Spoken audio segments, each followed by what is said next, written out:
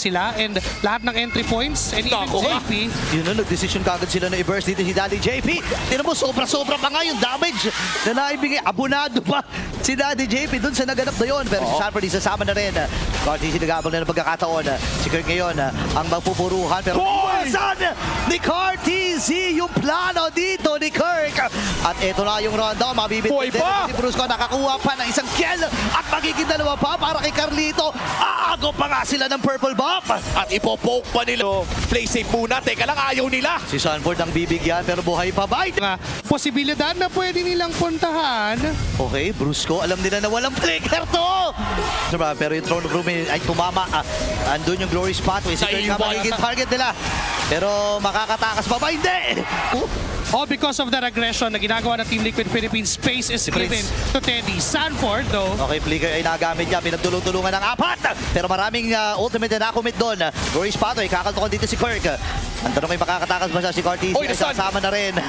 And this time ay pipilitin niyang umiwas. Pero Pins puputok ang holy shields. At here we go. They're going for Savero. ay napapasok na rin dito si Sanford.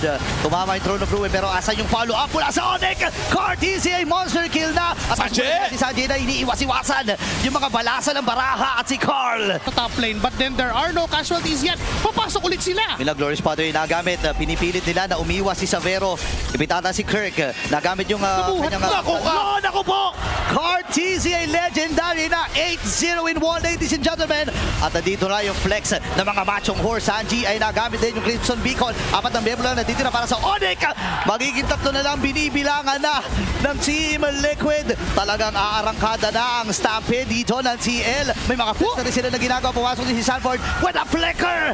At ready nang umarangkada ang TLPH. Undefeated sa first leg ng regular season 17.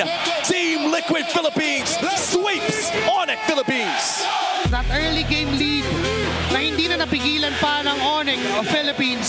Yung piercer mula kay Carteezy. Yung scaling ng isang kulot na namadali dahil sa spasyong binibigay. Yung kunat ni Sanford na kahit ilang beses siyang patayin, okay lang for Team Liquid Philippines. Sinagasaan nila ang Super Fam.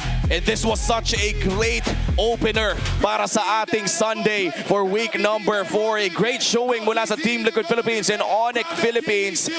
Isang magandang season pa rin ang pinapakita ng Onyx even after losing against Team Liquid Philippines sa laban na ito. Palakpakan pa rin natin ang Onyx Philippines and of course for the Sonics na nag-attend ngayong araw na ito na kumpletong-kumpleto pa rin dito sa Victoria Sports Tower. Panigurado sa susunod na leg ng Season 17 ay mas lalakas pa ang Onyx kasama ang kanilang Sonics. Pero sa ngayon, i-celebrate natin ang victory.